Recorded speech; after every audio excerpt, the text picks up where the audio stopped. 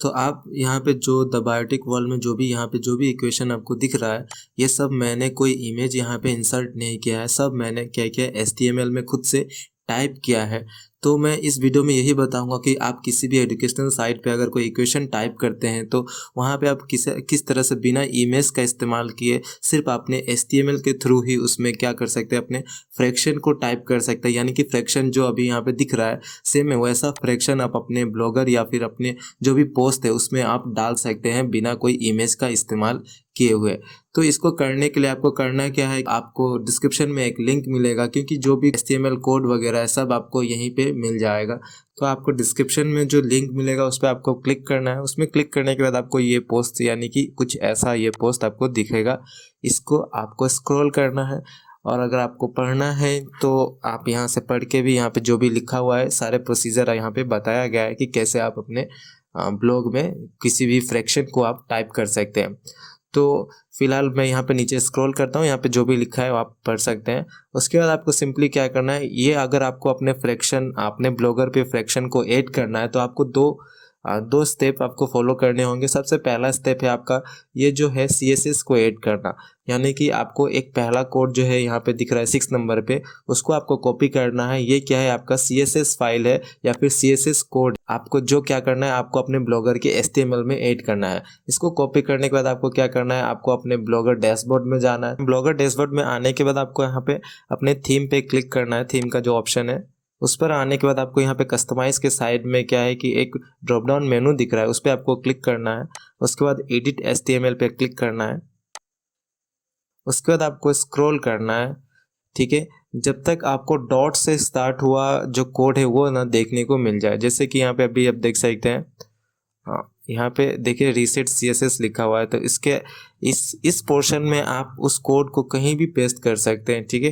लेकिन आपको जानना होगा कि जो कोड लिखा हुआ है पहले से वो क्लोज कहाँ हो रहा है। जैसे कि यहाँ पे आप देख सकते हैं, जब CSS स्टार्ट होता है तो क्या होता है कि वो डॉट से स्टार्ट होता है, ठीक है। यहाँ पे आप देख सकते हैं डॉट से स्टार्ट हुआ है। तो उसी तरह से आप कहीं भी जहाँ पे डॉट से पहले अगर ऐसा कर्ली ब्रैकेट दे के क्लोज किया हुआ है तो वहाँ पे आप सिंपली एक स्पेस एंटर दे के स्पेस बना लीजिए और वहाँ से आपने जो भी CSS कॉपी किया है आपको वहाँ पे पेस्ट कर देना है। तो इस तरह से कुछ पेस्ट हो गया है, ये कोड मैंने यहाँ पे पेस्ट किया है, ठीक है। पेस्ट करने के बाद तो आपको क्या करना है, इसको सेव कर लेना है।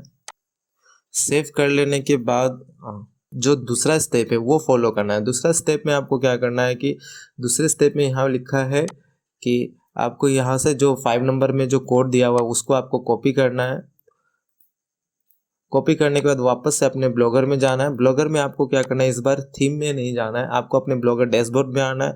वहाँ से न्यू पोस्ट या फिर जो प्रीवियस पोस्ट में अगर आप ऐड करना चाहते हैं तो प्रीवियस पोस्ट में भी ये चीज़ कर सकते हैं। तो मैं आपको फिलहाल न्यू पोस्ट में करके दिखाता हूँ करना क्या होता है। तो जनरली वो क्या होगा, कंपोज व्यू में आपको शो करता है, ठीक है ना। तो कंपोज व्यू में से आपको क्या करना है, स्विच कर लेना है HTML व्यू में।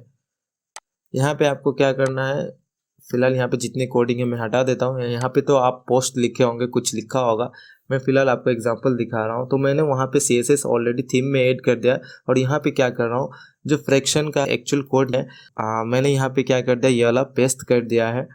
तो मैं ये पहला 1 मुझे नहीं चाहिए तो मैं हटा देता हूँ क्योंकि ये मिक्स नंबर हो जाता है। तो मैं क्या करता हूँ, कंपोज व्यू में जाता हूँ।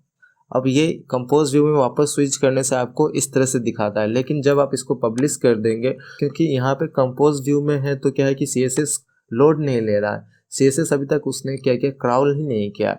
लेकिन जब आप पब्लिश करते हैं तो पब्लिश करने में क्या होता है कि जब वो पेज लोड होता है तो वो CSS को भी क्राउल करता है और CSS में जो भी कोडिंग है उस हिसाब से क्या होगा, वो जो फ्रैक्शन है इस तरह से दिखना शुरू हो जाएगा। तो आप इस तरह से फ्रैक्शन को कस्टमाइज कर सकते हैं। आपको जो भी इक्वेशन या फिर जो भी फ्रैक्शन लिखना है उसको आप अपने जो भी यहाँ पे नंबर्स दिख रहा है, जैसे कि 1/2 है तो आपको HTML में एडिट करना ज़्यादा अच्छा रहेगा। जैसे यहाँ पे 1 है और यहाँ 2 है तो आपको यहाँ पे जो भी फ्रैक्शन देना है न्यूमरेटर में आप यहाँ पे टाइप कर सकते हैं और आपको जो भी डिनोमिनेटर में यहाँ पे दिया हुआ है आप वहाँ पे डिनोमिनेटर में कोई भी नंबर डाल सकते हैं। तो इस तरह से आप कोई भी फ्रैक्शन आसानी से टाइप कर सकते हैं।